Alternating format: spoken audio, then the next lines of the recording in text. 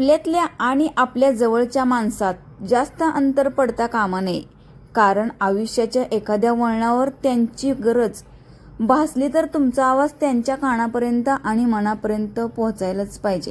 हाय, hello, नमस्कार, मी सीमा तुमच्या सर्वांचे माझ्या नवीन ब्लॉगमध्ये पुन्हा एकदा स्वागत करत आहे.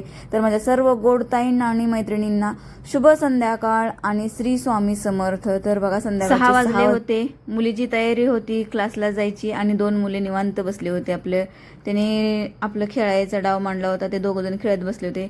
घरामध्ये जो दुपारी सगळं काय पसारा पडलेला होता, जे झोपले होते वगैरे, ते सगळं त्याने हातरून वगैरे काहीच काढलेलं नाही, तसंच आहे.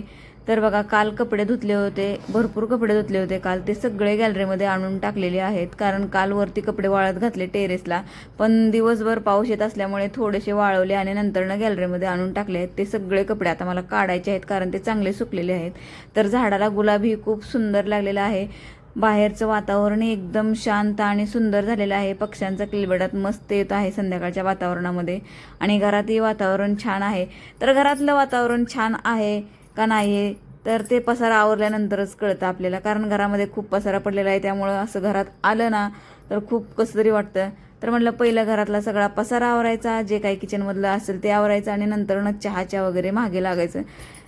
कसं आहे, चहामध्ये टाईम गेला ना तर मग काय होतं, परत चहा करायचा, परत ते सगळ्या कामांना लागायचं, परत जायचं, परत तिथे मग स्वयंपाक करायचा. त्यापेक्षा काय म्हणलं, सगळं घरातलं एकदम स्वच्छ करायचं, नंतरनं चहा वगैरे घ्यायचा.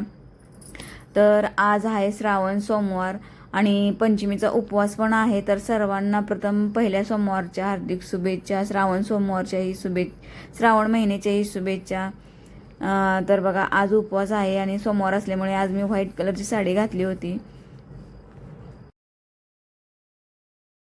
आणि आज काय स्वयंपाकामध्ये विशेष काही बनवायचं नाही, कारण सकाळी मी जो स्वयंपाक केला होता मुलाला आणि मिस्टरांना ना, तो दोघांपुरता आहे. त्यामुळे मला आत्ता करायची आहे भगर आणि थोडीशी हिरव्या मिरच्याची बटाट्याची भाजी करायची आहे. म्हणजे ते त्यांनाही होते आणि आम्हाला होते, त्यामुळे स्वयंपाक काय एवढा करायचा नाही. पण उद्या जी पंचमी आहे ना, त्याची पण मला तयारी करायची आहे, कारण उद्या सकाळी लवकर कामावर जायचं असल्यामुळे डाळ वगैरे मला शिजवून घ्यायचे, कारण सकाळी एवढं काही जमणार नाही डाळ शिजवायचे, परत ते पुरण वाटायचं, त्याच्यामध्ये खूप टाईम जातो. त्यामुळे म्हणलं सगळं रात्री करून ठेवायचं.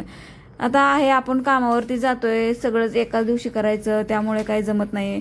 पण कसं आहे, सण आहे, आळस करून नाही चालत आहे. आपल्याला एखादी गोष्ट करायची असेल ना तर ती मनापासून केली ना, मग ती कधीही केली तरी चालते. असं काही नाही की उद्या सण आहे आणि आज ही चांगलाच दिवस आहे, आज ही सोमवार आहे, महादेवाचा वार आहे, उपवास पण आहे, त्यामुळे आज पण त्याची तयारी केली तरी काही हरकत नाही. त्यामुळं मग मी म्हणलं, मुलीला सांगितलं की तू डाळ गुळ घेऊन ये, मी सगळं तयारी करून ठेवते, कारण आज काही स्वयंपाक जास्त बनवायचं नाही, मी उद्याची तयारी करून ठेवते सगळी. कारण तुम्हाला तर माहिती आहे सगळ्यांना, पुरणपोळी करायचं म्हणल्यानंतर घरात सगळा राडा होतो, त्याची भांडी वगैरे भरपूर पडतात, आणि त्यात सकाळी पहाटे 4ला जरी उठलं ना तरीही ते होणार नाही, हे मला माहीत होतं. त्यामुळं जी काही तयारी आहे ना ती संध्याकाळीच करून ठेवायची. जे खोबरं, लसूण, कोथिंबीर जे काय आहे ते सगळं बारीक करून ठेवायचं. भाजीला फोडणी वगैरे सकाळी टाकायची. पुरण वगैरे सगळं वाटून वगैरे सगळं डाळ शिजवून घ्यायचं म्हणलं आजच सगळं. नंतरनं सकाळी उठायचं आणि पटकन पोळ्या वगैरे करायच्या आणि जायचं. कसं आहे, मुलांना पोळ्या आवडतात म्हणून मी एवढं करते, नाहीतर जर मुलांना आणि मला जर पोळ्या आवडत नसत्या ना तर मी एवढं केलं नसतं. संध्याकाळी थोडीशी डाळ आणली असती आणि निवद आपल्याला असतो ना देवापुढे, तेवढंच मी केलं असतं. पण कसं आहे, माझ्या मुलांना पुरणपोळी खूप आवडते, त्यामुळे मग मला अर्धा किलो नाही आहे, पाव किलो नाही आहे, तर मला 1 किलो डाळ घालावं लागते. आणि 2 दिवस त्यांना पोळी खाल्ली तर खाल्ल्यासारखी वाटते, त्यामुळे मग मला 1 किलोच्या पोळ्या करायच्या आहेत. आणि 1 किलोच्या पोळ्या करायच्या म्हणलं ना तर सकाळी एवढं जमणार नाही, त्यामुळे मला संध्याकाळी सगळी प्रोसेस करायची. तर बघा, माझं सगळं किचन वगैरे एकदम क्लीन झालेलं आहे. सगळी फरशीचं जे भांडी घासलं होतं ते पाणी वगैरे सगळं खाली पडलं होतं, ते पण मी पुसून घेतलेलं आहे. आता किचन वगैरे सगळं स्वच्छ झाल्यानंतर आपल्याला चहा वगैरे करायला, काम करायला पण काय वाटत नाही. आणि बाहेर हॉलमधलाही बघा सगळा पसारा ऑल क्लीन केलेला आहे. तर माझं सगळं काम झालेलं आहे. आता म्हणलं पटकन चहा वगैरे करायचा, कारण मी सकाळी चहा घेतला होता. मी उपवास आहे तरी पण बाहेर चहा घेतलेला नाही. सकाळी आणि संध्याकाळी 2च टाईम मी चहा घेते, थोडासा अर्धा कप तेवढाच घ्यायचा, बाहेर चहा घेत नाही मी. तर रोज आले मी चहा करते, कारण त्यावेळेला मुलीने सगळं आवरलेलं असतं. पण आज मुलीला झोप लागली होती, त्यामुळे मी दरवाजा वाजवला. ज्या वेळेला मी कामावरून आले त्यावेळेला दरवाजा वाजवला तर तिने काय उघडला नाही तर तिनं झोपली होती चांगली, त्यामुळे घरात तसाच पसारा होता.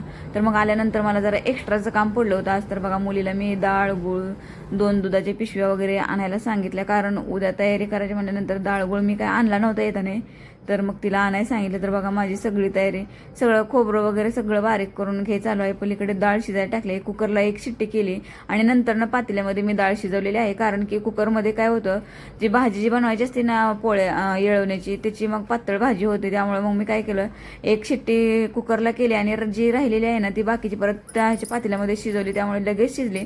तर बघा इथं माझी भगर झालेली आहे, आमटी झालेली आहे आणि सकाळच्या ज्या चपात्या होत्या ना त्या तशाच आहेत, त्यामुळे आता स्वयंपाक झालेला आहे. तर हा होता आजचा माझा ब्लॉग. तुम्हाला माझा आजचा ब्लॉग कसा वाटला ते मला कमेंट बॉक्समध्ये नक्की सांगा आणि माझ्या व्हिडिओला शेअर